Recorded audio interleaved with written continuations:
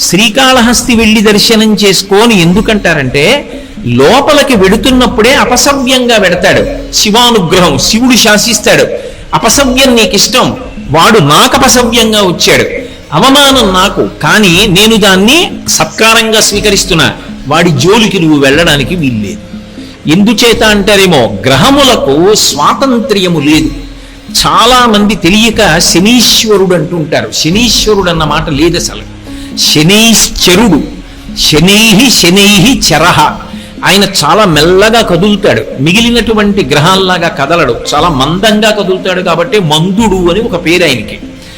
శనైశ్చర గ్రహం అనాలి తప్ప శనీశ్వర గ్రహం అనకూడదు. ఈశ్వరత్వము లేదు గ్రహములకు.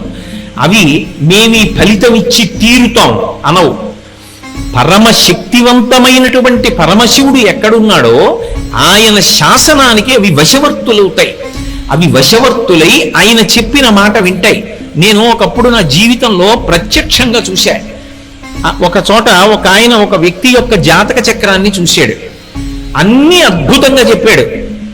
ఏడాది క్రితం మీ భార్య గారి శరీరం విడిచిపెట్టారు, మీ దురదృష్టం అన్నాడు. ఆయన అన్నాడు, నా భార్య శరీరం విడిచిపెట్టలేదన్నాడు. వెంటనే ఆ జ్యోతిష్కుడు అన్నాడు, మీ భార్య గారు శరీరం విడిచిపెట్టినంత ప్రమాదం జరిగిందా అన్నాడు. ఆయన కాసేపు ఆలోచించి జరిగిందన్నాడు.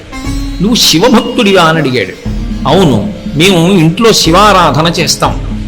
శివారాధన చేయడం అలవాటుగా చాలా తరాల నుంచి మీ ఇంట్లో ఉన్న కారణం చేత యథార్థమునకు శరీర పతనమైపోవలసిన నీ భార్య శరీరము పడలేదు, అంతవరకు తీసుకెళ్లి వదిలిపెట్టించేశాడు ఈశ్వరుడు. శివభక్తుడవు కనుక ఆయన అనుగ్రహము చేత గ్రహములు శాసింపబడ్డాయి, నీ భార్య బ్రతికిందన్నాడు. నేను అక్కడే ఉన్నాను. నిజంగా నేను ఆశ్చర్యపోయాను. ఎందుకంటే అతని జీవితంలో ఆ సమయంలో జరిగినదే అతని భార్య వెళ్ళిపోవలసిన స్థితే నాకు తెలుసు. కానీ ఆమె బ్రతికింది. ఆమె బ్రతకడం వెనకాతల ఏ మర్మం ఉన్నదో వచ్చిన జ్యోతిష్కుడు చెప్పాడు. అంటే శివ శాసనము అంత గొప్పది. అంతటి శాసకుడైన వాడు అప్రదక్షిణాన్ని అంగీకరించడు. కానీ ఒక్క శ్రీకాళహస్తిలో మాత్రం అప్రదక్షిణాన్ని అనుగ్రహిస్తాడు.